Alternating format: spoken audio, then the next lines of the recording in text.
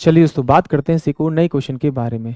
इस क्वेश्चन में एग्जामिनर ने कहा, यदि कोई दुकानदार 250 रुपये प्रति किलोग्राम के हिसाब से काजू खरीदता है और उसे 10 रुपये प्रति 50 ग्राम के हिसाब से बेचता है, तो उसे कितना लाभ होगा, ये एग्जामिनर ने मुझसे पूछा। यदि एग्जामिनर आपको क्वेश्चन इस तरह से देता है कि 1 रुपये में उसने 10 आर्टिकल खरीदे और 1 ही रुपये में 10 आर्टिकल बेच दिए, तो जो बेचे हुए आर्टिकल का प्राइस होगा वो आपका कॉस्ट प्राइस होगा और जो आपका बेचा हुआ है वो आपका सेलिंग प्राइस होगा। तो आप इस तरह से अपना प्रॉफिट एंड लॉस की गणना कर सकते हैं। यानी कि सिंपल सी बात है, यहाँ पर आपको अच्छे समझ में आएगा।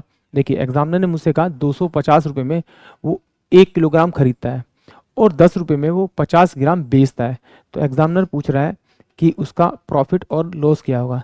तो देखिए, सिंपल सी बात है, यहाँ से आप क्या निकाल लीजिए, यहाँ से आप पहले 1 रुपये में कितने ग्राम खरीदा वो वैल्यू निकाल लीजिए और 1 रुपये में कितने ग्राम बेचा वो निकाल लीजिए। तो देखिए, 250 रुपये में उसने 1000 ग्राम खरीदा, तो 25 चौके 100, 1 रुपये में वो क्या करता है, 4 ग्राम वो क्या करता है, आपका खरीदता है। और फिर कहता है कि 10 में 50 ग्राम, यानी कि 1 रुपये में कितना, 5 ग्राम बेच देता है। तो सिंपल सी बात है, जो ये 5 ग्राम है वो आपका कॉस्ट प्राइस होगा और ये 4 ग्राम जो है वो आपका सेलिंग प्राइस होगा। यानी कि 5 रुपये वाली चीज़ 4 रुपये में बेच रहा है। इसका मतलब 1 बटे में आपका 5 इंटू में अगर 100 करेंगे तो ये आपके पास में जो आएगा वो लॉस परसेंटेज आएगा। वो कितना आएगा, आपका 20% आएगा।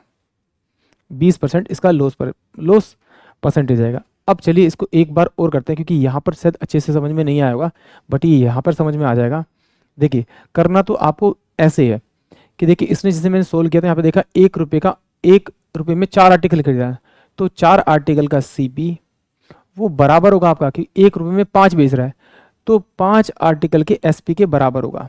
तो ये जो CP वाली वैल्यू होती है वो इसके लिए होती है और जो SP वैल्यू इसके लिए होती है, यानी कि CP अपोन में SP बराबर में 5 बटे में 4। देखिए, यही वैल्यू आ रही ना, 5 की वैल्यू, 5 रुपये की चीज़ 4 रुपये बेच रहा है, यानी कि 1 बटे में 4 इंटू 1 बटे में 5 इंटू में अगर 100 करेंगे तो ये आपका 20% का क्या आ जाएगा, आपका लॉस आ जाएगा। अगर इससे भी समझ में नहीं आता तो फिर आप इस तरह से देखिए, एग्जामिनर ने क्या कहा था कि भाई 1 रुपये में कितने आर्टिकल खरीद रहा है, वो 4 आर्टिकल खरीद रहा है, यानी कि 1 रुपये में 4 आर्टिकल खरीद रहा है। तो वो 1 रुपये में कितने बेच रहा है, आपके 5 आर्टिकल बेच रहा है। सबसे पहली बात तो मुझे ये पता होना चाहिए कि भाई 1 रुपये में 4 आर्टिकल खरीद रहा है और 1 रुपये में 5 आर्टिकल बेच रहा है। तो मुझे टोटल आर्टिकल परचेजिंग चाहिए और टोटल आर्टिकल मेरे को सेलिंग चाहिए, मतलब कि वो कितने आर्टिकल कितने पैसे में बेच रहा है टोटल और कितने खरीद रहा है, यानी कि क्वांटिटी बराबर चाहिए। तो इन दोनों का अगर एलसीएम निकालूंगा तो एलसीएम मेरे पास 20 आएगा। इससे अगर मैं 5 से मल्टीप्लाई करूंगा तो ये 5 चौक 20 बचेगा, यानी कि 5 रुपये में वो अब सेम क्वांटिटी यानी कि 20 खरीद रहा है। इस 5 को 4 से मल्टीप्लाई करूंगा तो ये 5 चौक 20, यानी कि 4 रुपये में वो क्या कर रहा है, आपका 20 बेच रहा है, यानी कि जितने खरीद रहा है वो उतने ही बेच रहा है। तो देखिए, सिंपल सी बात है, 5 रुपये में उसने खरीदा, 4 रुपये में बेच रहा है, यानी कि 5 रुपये में 20 खरीद रहा है और 4 रुपये में आपके 20 बेच रहा है। तो इसका मतलब 1 बटे में 5 क्रय मूल्य नीचे आएगा, इंटू में 100 करूंगा तो मेरे पास में जो आएगा वो 20% का लॉस आएगा। और अगर कहते हैं कि सर इससे भी नहीं समझ में आया तो भैया आ जाइए, फिर सिंपल बेसिक तरीके से करते हैं। इसने एग्जामिनर ने क्या कहा कि भाई देखो, 1 रुपये में वो 4 खरीद रहा है, तो अगर 1 रुपये को 4 से डिवाइड करूंगा तो ये मेरे पास में इसका कॉस्ट प्राइस आएगा एक आर्टिकल का।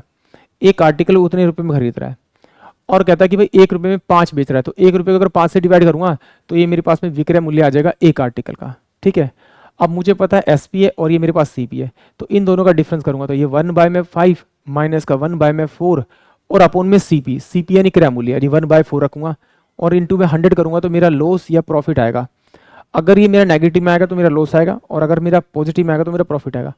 यहाँ दोनों का एलसीएम लूंगा तो एलसीएम मेरे पास 20 आएगा, तो 20 बनाने के लिए क्या करूँगा, इससे आपका 20, इसको मल्टीप्लाई उससे आपका 4 से और इंटू में 4 से, तो ये मेरे पास 4 बटे में कितना आ जाएगा, आपका 20, 4 बटे में आपका 20, ये हो जाएगा आपका कितना, 5 से मल्टीप्लाई 5 से मल्टीप्लाई, तो ये माइनस का 5/20 अपोन में CP कितना 1/4 इंटू में हम करेंगे इसे 100। सॉल्व करेंगे तो डिफरेंस आएगा नेगेटिव में आ रहा है, इसका मतलब 1 में आपका 20 अपोन में 1/4 आएगा इंटू में आप इसे 100 करेंगे, तो ये जो ये 4 है वो ऊपर मल्टीप्लाई, यहाँ पर मल्टीप्लाई आएगा, यानी 1/20 इंटू में 4/1 इंटू में 100 करेंगे तो 4 पंजे 20 यानी 20%, यानी 20% का क्या होगा, से आपको नुकसान होगा। यानी कि ऑप्शन जो आपके पास में ए होगा वो इस क्वेश्चन के लिए करेक्ट होगा।